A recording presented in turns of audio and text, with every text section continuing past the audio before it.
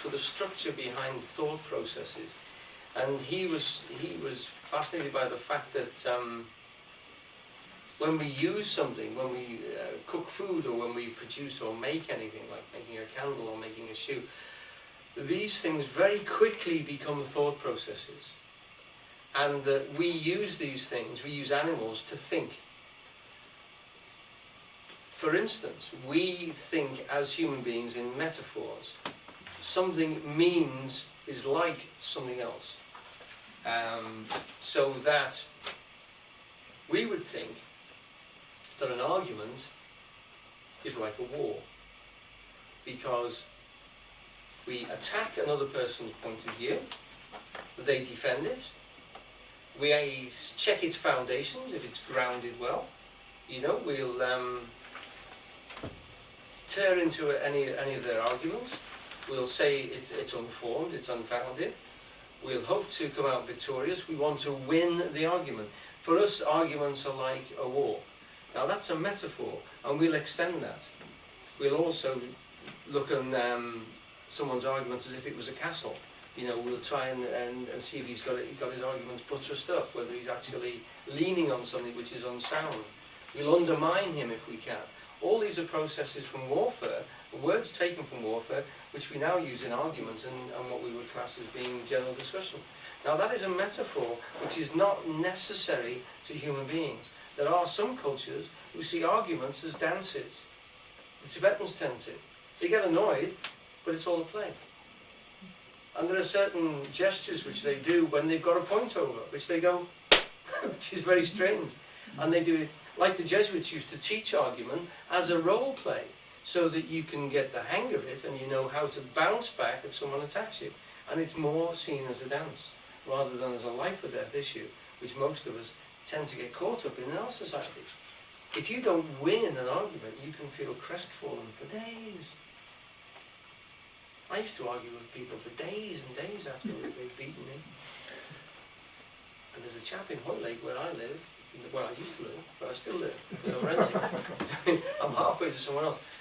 And he walks down the street arguing with somebody who's not there. Wonderful example of someone who really has got such a charge about losing an argument, and that it makes him not just think it through on the street, but say it very loudly.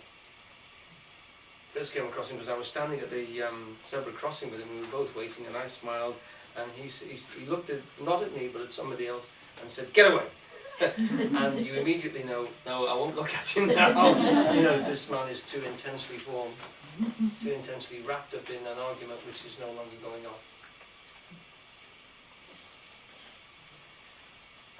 I'm getting a secret sign from the back of the room. It might be time to shut up for a few minutes. We have now a short intermission.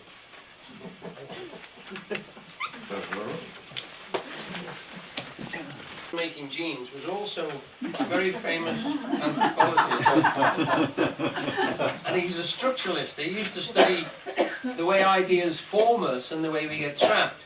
Now, why I mention the argument thing is that if you're not careful, you forget that an argument is like warfare is a metaphor.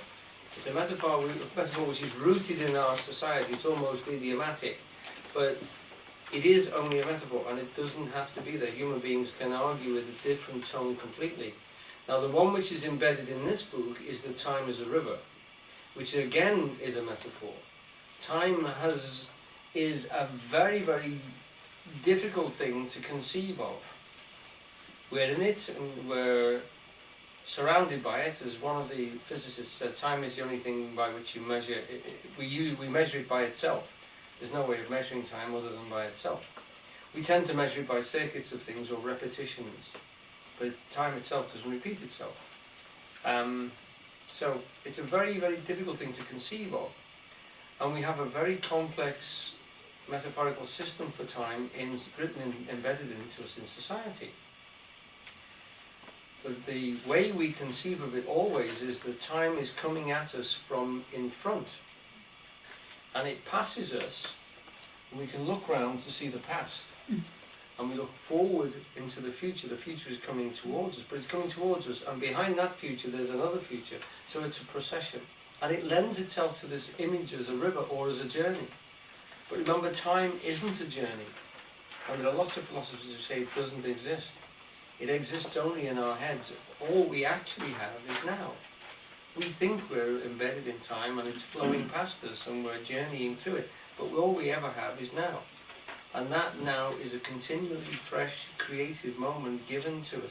And by moment I mean it in the physicist sense. It's a turning point. That's what moment means. It doesn't mean minute.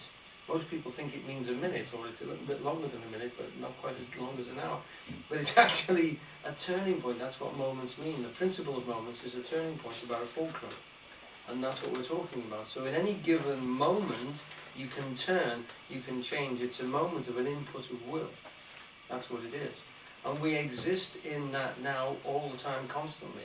When you visit the past or visit the future, you visit it in the now. You pull images out of your mind, which are sickly images, which are not real and intangible substances, and look at these ghosts and say, I'm living in the past. You can't live in the past, you can't live in the future. You can live inside your head in the now, or you can live embodied in the real world in the now, and that's the choice you're given. So that concept of time as a river, which Grahame is giving to us here, and you will hear there's even a song called Time as a River, Life as a Journey, those things are a metaphor of trying to describe time in some way. Time is a fascinating thing. It's very difficult to measure. It's quite. We think we've got it sussed now, but the way we experience time has got nothing to do with the measurement of it. You know, time can fly or it can drag, and that is a direct experience of literally of inputs of time coming at us, and how we achieve, how we recognise them, and how we appreciate them. The input of those sort of pulses of time, and time is a damaging force as well. To the Greeks, time was actually bashing us constantly. Every day knocked spots off us. Once we've reached a certain amount of maturity, we're getting hit by Chronos every day. And eventually he devours us, he eats us by bashing us. Even an empty house, they say, gets old. Look at them, watch them deteriorate. Everything deteriorates, it's getting hit by time. It's a very jealous God that wants its energy back.